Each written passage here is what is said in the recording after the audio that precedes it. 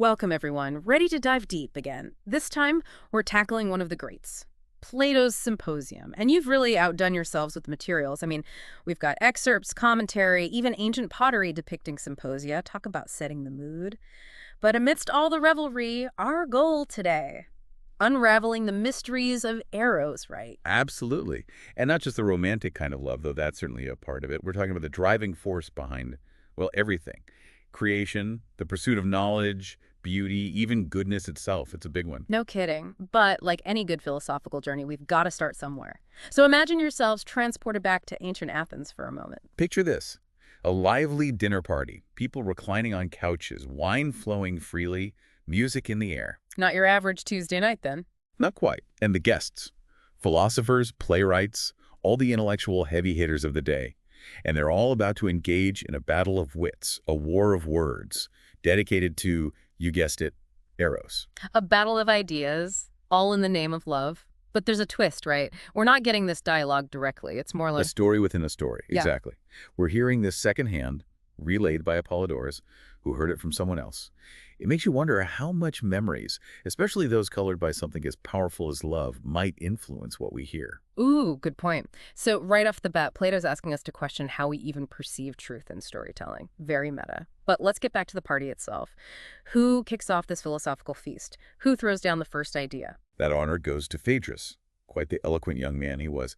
And he presents a view of Eros that's, well, pretty straightforward. Eros is this ancient, powerful god, inspiring courage, selflessness in lovers. A solid start, but then, Pausanias steps up to the plate. you know it. And he complicates things, as always. Because Pausanias, he doesn't see just one Eros, but two. Uh-oh, here we go. Two kinds of love. Lay it on me. In one corner, we have common Eros, the impulsive desire for physical pleasure, nothing too complicated there. But then there's heavenly Eros, associated with virtue, intellect, the pursuit of a higher beauty, and bam, just like that, the conversation explodes. Suddenly, it's not just about romance, it's about what we value, how we define goodness itself. Okay, I'm following so far. Two loves, high and low, got it. But then, just when you think you've wrapped your head around it, in walks Aristophanes with a myth that is. Well, let's just say it's classic Aristophanes. You're talking about the original humans, right? Those spherical beings with two faces, four arms, always causing trouble. The very same. I Yeah. mean, the audacity of these double-bodied creatures challenging the gods themselves. Zeus had to step in, didn't he? Of course, and Zeus, being Zeus, decided to get creative. He splits them in two. And just like that, we're left forever longing for our other half. Okay, on the surface, hilarious. Giant meatballs running amok. It's absurd. But on a deeper level, it's about that longing, isn't it? The feeling that something's missing. What do you think Plato's getting at with this myth? It's brilliant, really. I mean, on one hand, it's a funny story, but it also highlights something deeply human, don't you think? That yearning for wholeness, for connection, and maybe not even just in a romantic sense. Maybe it's a metaphor for something deeper. The mind-body connection, reason versus emotion, all the things we're always trying to reconcile within ourselves. Exactly, that constant search for balance, for unity. But before we get too lost in our own internal tug-of-war, we should probably talk about the man himself, Socrates. Right, because no deep dive into Plato would be complete without our old friend Socrates. What's his take on all this talk of love and desire? Now, Socrates, he's never one to follow the crowd. You know he's going to come at this from a completely different angle, right? Always the wild card. Yeah. So what does Socrates have to say about Eros? Well, he claims he learned about Eros from a wise woman named Diotima. Fascinating figure. Okay, hold on. Diotima, I don't think I've heard of her. She's a bit of a mystery, even within the symposium itself. But her teachings, they're crucial to understanding Socrates' view of Eros. And the first thing she does is challenge the very idea of Eros as a god. Like straight up, Eros is not a god. Whoa, plot twist. Okay, I'm listening. If Eros isn't a god, then what is he? Some kind of love guru? Not quite.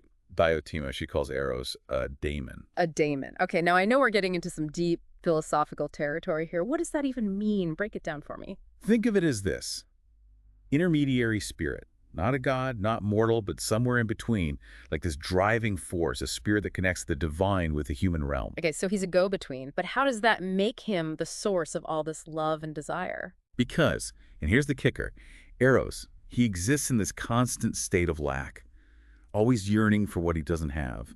Beauty, knowledge, goodness. And it's this yearning, this driving desire that propels us forward. I think I'm starting to see where this is going. So it's not that Eros has it all figured out, but rather he's driven by this constant pursuit of what's missing. And that resonates with us, right? Always striving for something more. Exactly. That's the engine of creation, of learning, of love itself. And to illustrate this whole journey, Diotima, she gives us this amazing image, the ladder of love. The ladder of love. Tell me more about this ladder. Where does it lead? Well, it starts, as you might expect, with physical beauty. That initial spark of attraction we feel towards someone. Makes sense. We've all been there. But I'm guessing this ladder doesn't stop at a pretty face. Oh, no, no, no. This is Plato we're talking about. This ladder, it keeps climbing. As we ascend our understanding of beauty, it evolves. We move beyond just the physical appreciating beauty in a more holistic way. So it's like graduating from admiring a beautiful statue to, I don't know, appreciating the beauty of a perfectly crafted argument. That's a great way to put it. From beautiful bodies to beautiful souls. From noble actions to profound ideas. Until eventually we reach, what? The top of the ladder. The top of the ladder, according to Diotima, is the form of beauty itself. Eternal, unchanging, perfect. Wow. So love, in a way, becomes this driving force that pushes us beyond our limited experiences toward a more universal understanding. And it's a process, a journey, not a destination. But hold on a second. I'm getting a little ahead of myself. We're talking about a party, right? A symposium. Where's the fun in all this? Right. Where does all the drama and, let's be honest, gossip fit into this philosophical exploration of love? Right. Because I have a feeling things are about to get a whole lot more interesting. Oh, you have no idea. Because just as we're delving into the intricacies of Diotima's teachings, the party itself takes an unexpected turn. Uh-oh, I sense a story coming on. Well, let's just say a new character enters the scene, and trust me, this is one entrance nobody's going to miss. You've piqued my interest. Who is this mysterious party crasher? Come on, give us a name. The one and only Alcibiades. Alcibiades. Talk about shaking things up. All right, I'm ready. Let's hear it. What does Alcibiades bring to this already fascinating philosophical party? Well, picture this. It's late. Everyone's a few glasses of wine deep in this discussion about love, and in bursts Alcibiades. Oh, I can only imagine. Not exactly known for his subtlety, was he? Not even a little bit. He stumbles in, completely inebriated, and immediately throws the whole party into chaos. But here's the thing. It's not just a drunken spectacle. Alcibiades, he's got something to say. This I've got to hear. Spill the tea. He's completely smitten with Socrates. And not quietly pining away, either. He proceeds to pour his heart out to the entire party about how amazing Socrates is. Talk about a dramatic entrance. So what's the story? Was this a secret love affair gone wrong? Not exactly. See, Alcibiades, he's totally enamored, describing Socrates' wisdom, his incredible self-control. But Socrates, not having it. Oh, the irony.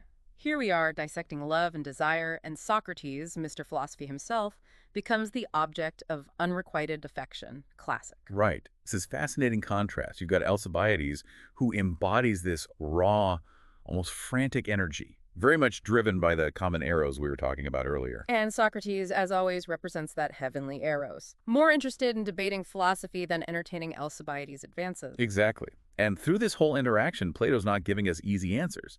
He's challenging us to consider, can these two forms of Eros coexist, the passionate and the philosophical? Or are they always going to be at odds with each other? It's a question for the ages, isn't it? But I have to ask, what happens next? Does the party just descend into chaos with Alcibiades making eyes at Socrates all night? Well, as you can imagine, things get a little hazy from there. Lots of drinking, lots of talking, probably some singing involved. By the time the sun starts coming up, most of the guests have passed out. As one does at a symposium. But not Socrates, I presume. Of course not. Socrates, he's still going strong. We last see him deep in conversation with Aristophanes, of all people, as the sun rises. Leave it to Socrates to keep the philosophical party going. What wisdom does he impart as everyone else is nursing a hangover? He's actually challenging them to consider whether the same person can be skilled in both tragedy and comedy. It's like this final little puzzle, tying back into this idea of duality that we've been circling all night. It's brilliant, really. The party might be winding down, but Plato's leaving us with more questions than answers. It's that sense of never truly reaching the end of the conversation. Exactly. And isn't that the beauty of it all? The symposium, it's not about handing us a neat definition of Eros, but about making us think. about love, about desire, about what it means to be human. And those conversations, they never really end, do they? Absolutely not. So, as we wrap up our own deep dive into the symposium, what are some key takeaways we can carry with us? Well, we've seen how Eros is so much more than just romantic love. It's this driving force behind all creation, the pursuit of knowledge, of beauty, the things we lack. It's what pushes us to learn and grow and create. And to grapple with those big, messy questions about who we are and what we desire. Exactly. And to remember that there aren't always easy answers. Sometimes it's about embracing the mystery, the complexity of it all. And maybe even having a little fun along the way. Because, hey, if it's good enough for Plato and his philosophical party guests, it's good enough for us. Thanks for joining us for this deep dive, everyone. Until next time, keep asking those big questions.